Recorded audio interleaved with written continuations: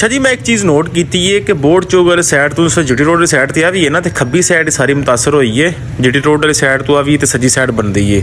ये चेक कर सकते हो, खब्बी साइड ਤੋਂ ਲੈ ਕੇ ਤੇ ਸੱਜੀ ਸਾਈਡ ਤੱਕ ਤੁਸੀਂ ਫਰਕ ਵੇਖ ਸਕਦੇ ਹੋ।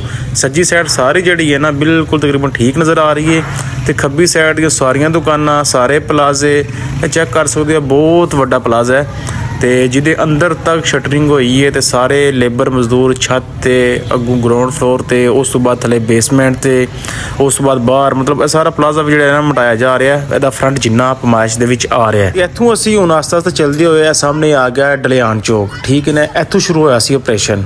ਇਹ ਸਾਰੀ ਜਿਹੜੀ ਲਾਈਨ ਹੈ ਨਾ ਤੋੜ ਬੋਰਡ ਚੌਕ ਤੱਕ ਇਹ ਸਾਰੀ ਮੁਤਾਸਰ ਹੋਈ ਹੈ ਆਪਰੇਸ਼ਨ ਦੇ ਦੌਰਾਨ। ਅੱਛਾ, ਤੇ ਤੁਹਾਨੂੰ ਅਸੀਂ ਇੱਕ ਹੋਰ ਚੀਜ਼ ਦਿਖਾਣੇ ਆ। ਇਹ ਚੈੱਕ ਕਰੋ, ਇਹ ਨਾਲਾ ਆ ਰਿਹਾ ਨਾ, ਇੱਥੋਂ ਬੰਦ ਹੋ ਗਿਆ। ਉਸ ਤੋਂ ਬਾਅਦ ਥੱਲੇ ਨਾਲਾ ਖੋਦਿਆ ਜਾ ਰਿਹਾ ਬੇਸਮੈਂਟ ਦੇ ਅੰਦਰ, ਬਿਲਡਿੰਗ ਲਾਈਨ ਦੇ ਅੰਦਰ ਕਿ ਨਾਲਾ ਜਿਹੜਾ ਨਾ ਪਿਛਾਂ ਕਰਕੇ ਇਹ ਹੱਦ ਬਣਦੀ ਹੈ ਸਾਰੇ ਰੋਡ ਦੀ ਤੇ ਰੋਡ ਦੀ ਨੁੱਕਰ ਤੇ ਨਾਲਾ ਹੋਵੇਗਾ। ਬਾਕੀ ਮੈਨੂੰ ਨਹੀਂ ਲੱਗਦਾ ਨਾਲਾ ਹੋਵੇਗਾ ਕਿਉਂਕਿ ਬੇਸਮੈਂਟਾਂ ਜਿਹੜੇ ਡੂੰਘੇ ਜਾ ਕੇ ਨਾਲੇ ਨਹੀਂ ਬਣਦੇ ਹਨ, ਵੀ ਨਾਲੇ ਉਤਲੀ ਲੈ ਤਹਿ ਤੇ ਬਣਦੇ ਨੇ। ਤੇ ਬਾਕੀ ਰੇੜੀ ਵਾਲੇ ਭਾਈ ਸਾਹਿਬ ਕਹਿ ਰਹੇ ਸੀ ਇੱਥੇ ਕਿ ਇੱਥੇ ਨਾਲਾ ਹੋਵੇਗਾ, ਬਾਕੀ ਅੱਗੋਂ ਪਤਾ ਨਹੀਂ ਨਾਲਾ ਜਾਂ ਕੀ ਬੁਨਿਆਦਾਂ ਵਗੈਰਾ ਬਣਾ ਰਹੇ। ਤੇ ਬਾਕੀ ਇਹ ਲੋਕੇਸ਼ਨ ਹੈ, ਅਸੀਂ ਖਾਰੀ ਸਾਈਡ ਤੋਂ ਰੋਡ ਆਉਂਦਾ ਤੇ ਇਹ ਸਿੱਧਾ ਰੋਡ ਜਾਂਦਾ ਪਿਆ ਮੰਡੀ ਬਾਵਲ ਦੀ ਨਾਲ ਸਾਈਡ ਤੇ ਸਾਹਮਣੇ ਜਿਹੜਾ ਰੋਡ ਹੈ ਇਹ ਜਾਂਦਾ ਫੱਤਾ ਜਾਂ ਛੱਤਾ ਇਹਨਾਂ ਕੋਈ ਪਿੰਡ ਹੈ ਅੱਗੋਂ ਖੋੜੀ ਵਾਲੀ ਸਾਈਡ ਤੇ ਇਹ ਰੋਡ ਆ ਰਿਹਾ ਜੋੜੇ ਕਰਨਾਲੇ ਵਾਲੀ ਸਾਈਡ ਤੋਂ ਹੋ ਕੇ ਇਹ ਮੇਨ ਚੌਕਾਂ ਤੇ ਬਣਦਾ ਹੈ ਜਿਹਦਾ ਨਾਮ ਹੈ ਡਲਿਆਣ ਚੌਕ। ਤੇ ਬਾਕੀ ਸਾਡੀ ਹਾਲਤ ਵੀ ਚੈੱਕ ਕਰ ਸਕਦੇ ਹੋ ਕਿ ਇੱਥੇ ਜਿੰਨਾ ਕੋਈ ਗਰਦੋ ਗੁਬਾਰ ਇੱਥੇ ਉੱਡ ਰਿਹਾ ਨਾ, ਸਾਹ ਲੈਣਾ ਮੁਸ਼ਕਿਲ ਹੈ। ਤੇ ਬਾਕੀ ਤੁਸੀਂ ਅੱਗੋਂ ਆਪੂ ਹਿਸਾਬ ਲਾ ਲਓ।